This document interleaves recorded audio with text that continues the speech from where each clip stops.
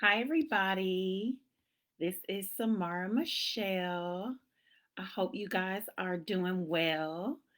I'm so excited to be on. Hi, Sabrina. Hey, girl. Hey. I'm so excited to be on today. I'm going to be talking about nonprofit versus for profit. It's one of my favorite topics. And I'm really excited today because of all this money that is flowing everywhere.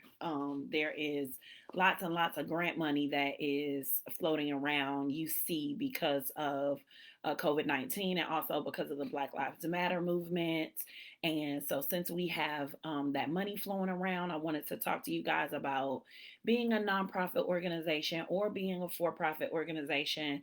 I've been doing this for a lot of years, and this is the first time where I've seen a lot of money flowing for with grants for profit organizations. Typically, grants are um, granted to nonprofit organizations. So I just wanted to hop on. I wanted to give you guys some facts and some information. Wanted to dispel a few myths about being a nonprofit and give you a few facts about starting both a for profit and a nonprofit.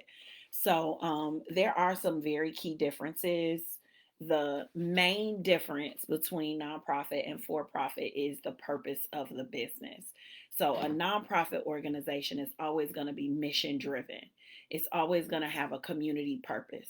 So, nonprofit organizations you're going to see are going to be dance programs, arts programs, after school programs, education, things that are health and wellness in the medical field, lots of social services. So, things like HIV and AIDS prevention, homeless shelters, all of those organizations are often nonprofit. There are some organizations that are even food service that are wellness based, so they would be considered a nonprofit organization. But lots of things dealing with kids can be nonprofit. Education is a big arena in that, and then there's also churches are nonprofit entities, hospitals are nonprofit entities.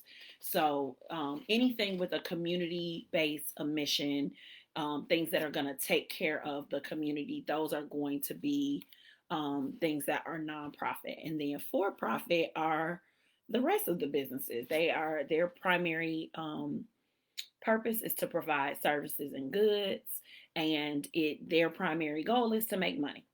And sometimes people kind of look at for-profit businesses, like nonprofit is the good and for-profit is the bad, and that's not necessarily true.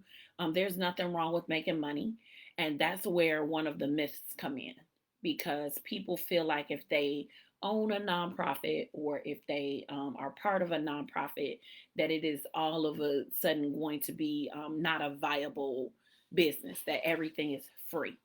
And although many nonprofits give free services, that doesn't mean that everything is free. Nonprofits are able to charge for their services just like regular businesses. You should think of a nonprofit in the same way as a regular business. And when I coach my clients, I tell them to run their nonprofit like a for profit business, because you need to make money. You need to make sure that you're making money. Um, but nonprofits have the opportunity to fundraise. And that is another thing that sets the two apart. So you can get donations and things like that for a nonprofit organization, and they are tax exempt for the person that is giving.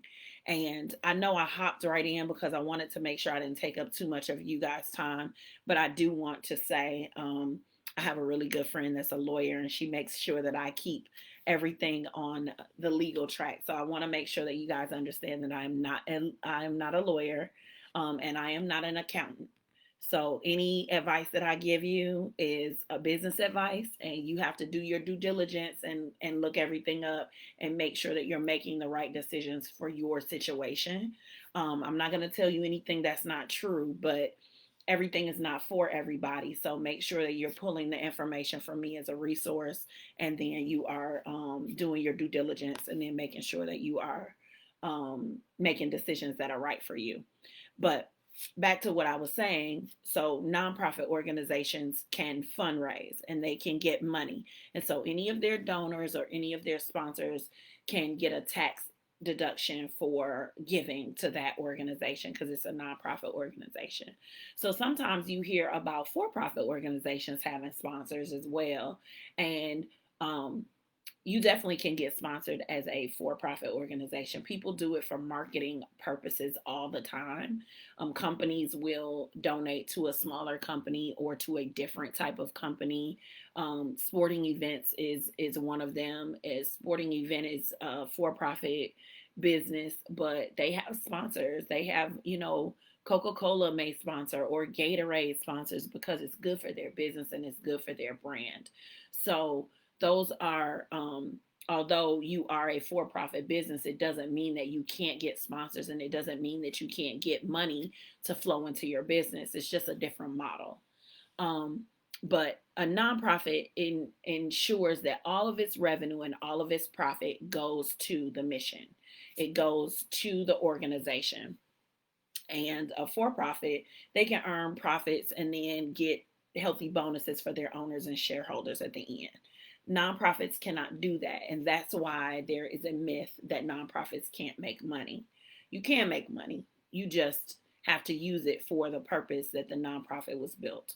So I will give you an example as an owner of how you can build revenue and build money for yourself. So if your nonprofit is, I'm gonna give real easy numbers just for the purpose of easy numbers.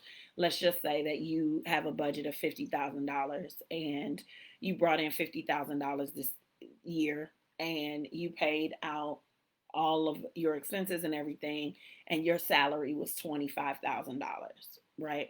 Well, next year you guys ramp up and you get lots of sponsors and you do a lot more programming, and now your budget is at $100,000, and you know that now you can pay yourself more money. You can get a raise.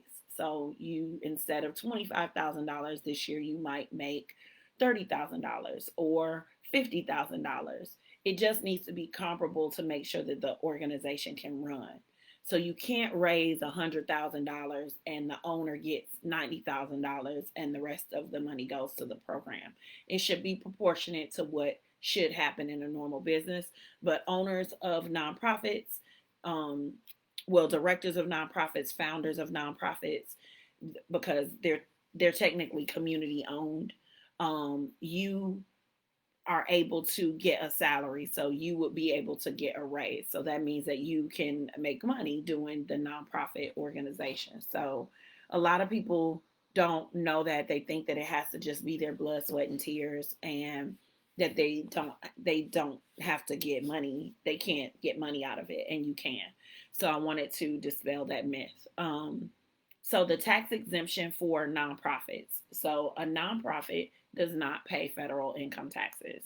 A nonprofit is designated by the IRS to be a nonprofit. So you can go to the Georgia State Corporation website right now and you can start a nonprofit organization.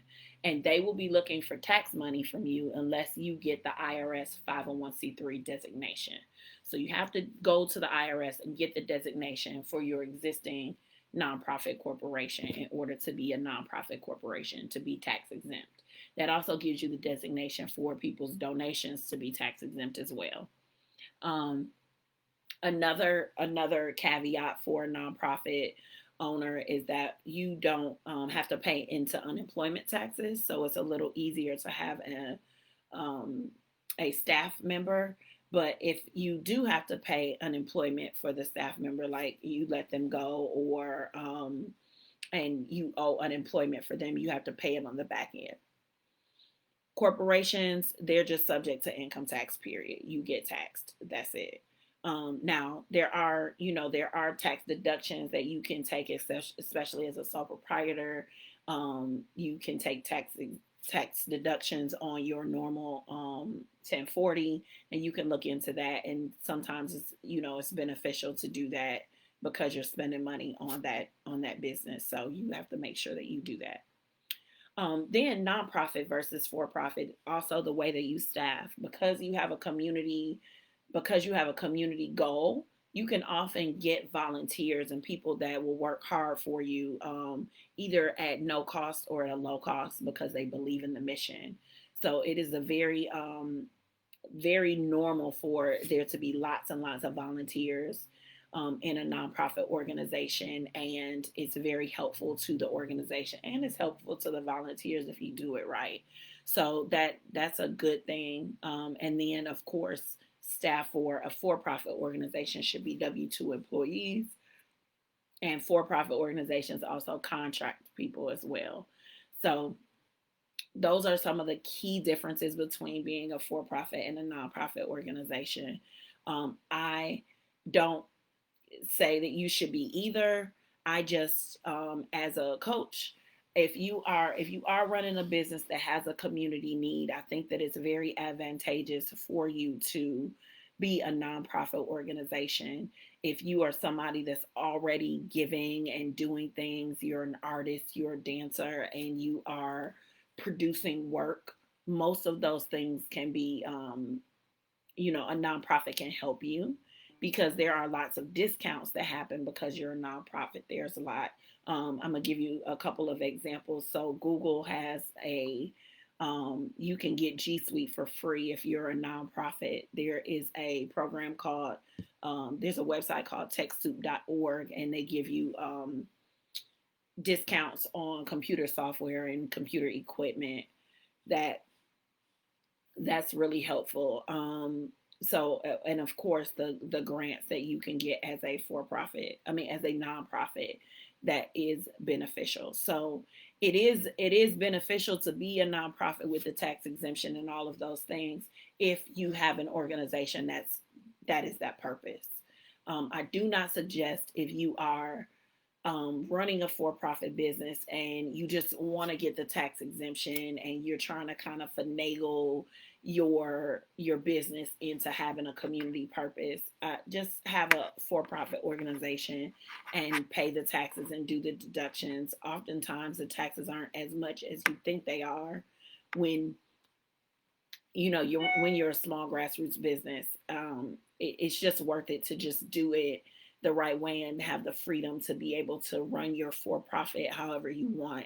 And when you get a big profit at the end of the year, you can cut the owners a check and shareholders a check, and nobody's doing any checks and balances on that. So if you want to make sure that you have a legitimate for-profit business, the very first step is for you to get incorporated. Getting incorporated is pretty simple. You can go to your state's corporation division. Typically, it's on the state's website, and you can apply to be either a corporation or LLC. I have done a video about LLC versus in the different type of corporations, so you guys can look that up in the Small Business Strategy group on Facebook. But I just wanted to give you guys that information. We also have a 501c3 workshop coming up. You can go to samaramichelle.com and get information on how to enroll. I do have a special going on if you use the promo code Action 2020. That's Action 2020 with no spaces. You can register for any of my workshops at a discount rate until the end of the weekend. But I'm talking about nonprofit. So nonprofit is the 501c3 workshop is coming up. I also have a grant boot camp coming up, and I have a 30-day launch boot camp coming up. So you guys can take part in that. We have deep discounts until the end of the weekend. So Action 2020, and just make sure that you are setting up your organization the way that you need to. You need to have these things in place, because right now all this money is flowing and it won't stop flowing for a while. We've been in this situation before. The last recession brought on lots of programs and lots of money and lots of opportunity for small business and women-owned businesses. And now Black-owned businesses are in the midst. So you are able to kind of garner some money. So even if you're starting your organization today, even if you're getting your LLC today, or your nonprofit corporation, and then your 501c3, it's going to be helpful to you. So I encourage you to go ahead and do it. Typically, the fee for an incorporation, either one is $100 or less in all the states. I haven't seen any states that are higher. And then the 501c3 application is now streamlined.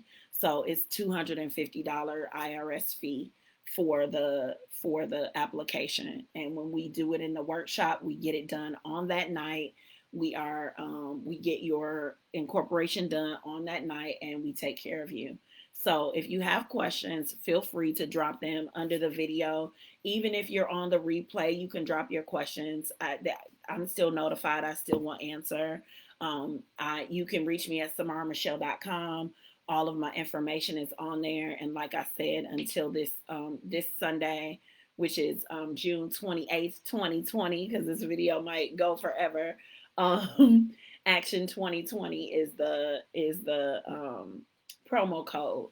And so I hope you guys enjoyed the video. I hope you got some good information out of it. If you have any questions, ask me, because I'm here for Ask Me Live. So if you have questions, let me know right now so I can answer them before I go. And like I said, if you are on the replay, feel free to pop the questions in there, because I'm still going to answer even if you're on the replay. So I enjoyed myself, and I'll give y'all a little secret. I was living my life on the edge. My baby is asleep right there. And I was like, I could get the live in on his nap.